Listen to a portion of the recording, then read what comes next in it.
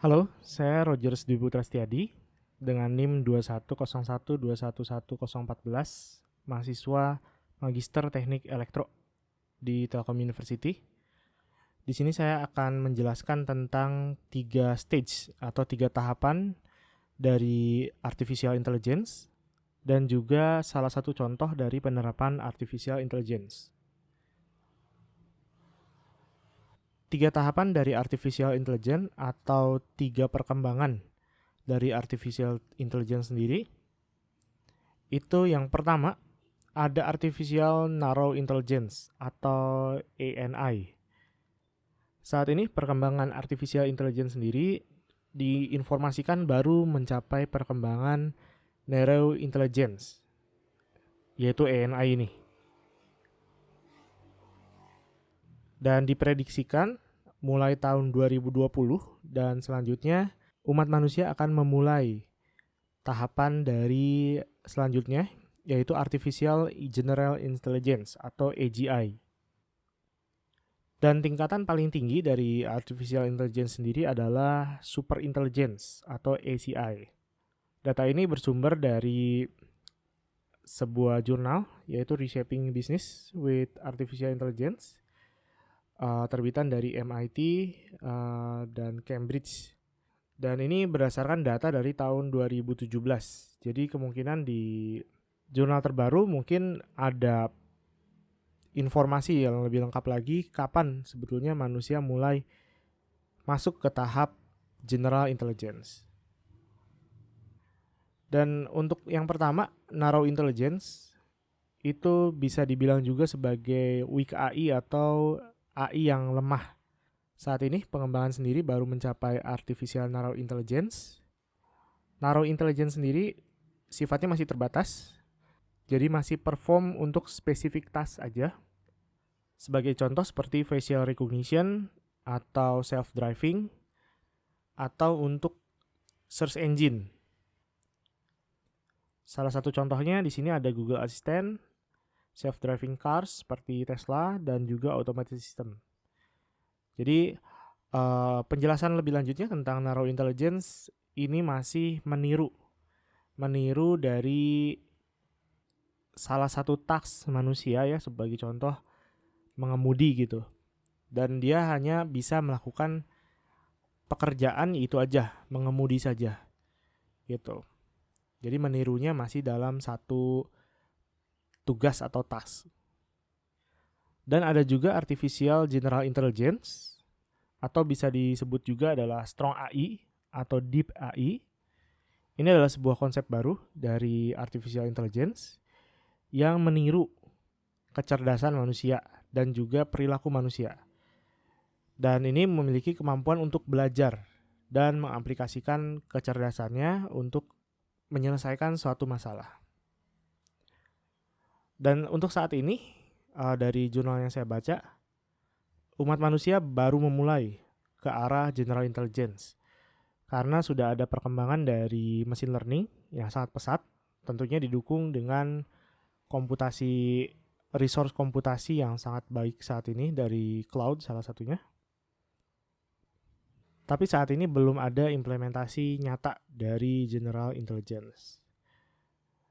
Artificial general intelligence sendiri bisa berpikir dan memahami bagaimana seorang manusia pada umumnya dan juga bisa menyesuaikan dengan situasi tertentu. General intelligence juga disebut-sebut menjadi kunci utama untuk mencapai super intelligence. Jadi di jurnal yang saya baca, jika manusia sudah berhasil mencapai tahap general intelligence, ini akan lebih cepat untuk mencapai tahapan super intelligence.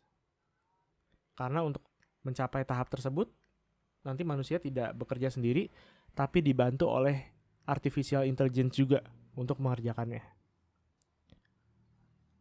Dan yang paling atas, paling tinggi, tahapannya itu adalah super intelligence. Super intelligence saat ini masih secara hipotesis, jadi masih belum ada riset atau implementasi nyata. Untuk super intelligence sendiri, tidak hanya meniru atau memahami dari kecerdasan manusia, tapi di mana si mesin tersebut memiliki kecerdasan sendiri dan pengetahuan sendiri yang melebihi kapasitas dari seorang manusia. Dan saat ini superintelligence sudah digambarkan di banyak film ya, film-film sci-fi seperti Terminator, lalu Avengers, Ultron, dan lain-lain, di mana ada satu mesin atau robot yang memiliki kecerdasan sendiri, memiliki emosional sendiri, sehingga dia bisa memberikan tindakan sendiri selayaknya seorang manusia ya, bahkan lebih cerdas dari manusia itu sendiri. Dan diisukan oleh Elon Musk dan juga Stephen Hawking, katanya superintelligence ini mengancam eksistensi dari manusia itu sendiri, karena memiliki kecerdasan yang lebih dari manusia, dikhawatirkan dapat memiliki tindakan sendiri terhadap eksistensi manusia di dunia. Tapi itu saat ini masih isu dari Elon Musk dan juga Stephen Hawking. Dan untuk example penerapan dari artificial intelligence sendiri, saat ini saya memberikan contoh salah satu, yaitu face recognition. Ini adalah yang paling familiar saat ini di kehidupan manusia, karena implementasinya mulai dari hal sederhana seperti membuka handphone atau untuk login di laptopnya menggunakan face recognition, sampai ke keperluan yang lebih penting seperti blacklist atau whitelist seseorang di gedung atau satu area atau di area bandara ya, untuk menerima identifikasi orang yang keluar masuk. Lalu bagaimana face recognition tersebut bekerja? Jadi tahapan pertama di sini dari input image yang diberikan itu biasanya dari aplikasinya, softwarenya, dia akan mendeteksi area wajah dulu gitu. Jadi dari sebuah gambarnya bukan hanya gambar seperti ini, bisa juga gambar seperti gambar foto rame-rame ya di Facebook yang isinya ada 20 orang sampai 50 orang. Itu bisa dideteksi. Yang pertama dideteksi wajah dulu, mana ada area wajah. Setelah didapatkan area wajah, ini akan dilakukan crop. Nah, setelah dilakukan crop di sini, baru dikonversi ke bentuk geometri. Jadi setelah tadi dideteksi titik matanya, dia mendeteksi ada wajah, baru dikonversi ke sebuah titik geometri. Di sini diukur distance atau jaraknya ya antara mata dan juga ke ke bagian atas wajah, lalu juga dari jarak mata ke hidung, lalu juga dari mulut ke dagu. Semua itu dideteksi secara geometri dan disimpan di dalam sebuah matriks matematika di database-nya. Dan itu disebut menjadi sebuah facial signature atau signatur dari wajah orang tersebut. Gitu. Nah, setelah dari situ ada wajah lain yang sifatnya sebagai pembanding. Tahapannya sama, kurang lebih. Tahapannya sama. Dideteksi dulu mana wajahnya, lalu mana di crop ya, di crop wajahnya. Nah, setelah itu diambil geometrinya dari wajah. Nah, geometri ini biasanya disimpan dalam bentuk matriks. Nah, matriks ini dibandingkan antara matriks wajah ini dengan matriks wajah input. Nah, setelah dibandingkan itu dapat nilai, istilahnya nilai similarity atau tingkat kemiripan, tingkat kesamaan dari kedua matriks facial signature tadi. Dari situ dapat thresholdnya, misalkan kita dapat angka di 96% tingkat kemiripannya, dan kita set thresholdnya misalkan di set di 95%. Maka yang nilainya di atas 95% akan dianggap adalah wajah yang sama.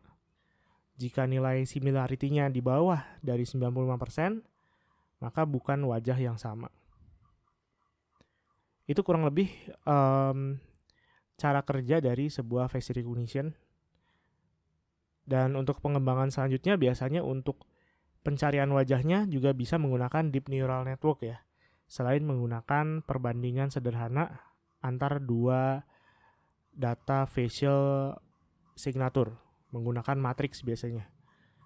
Kalau lebih advance menggunakan deep neural network, nanti akan dipecah lagi, ada clustering, similarity detection, dan juga klasifikasi dari wajah.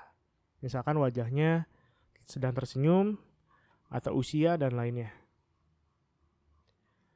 Sekian penjelasan saya tentang tahapan atau level dari artificial intelligence, dan juga contoh implementasi dari artificial intelligence. Terima kasih.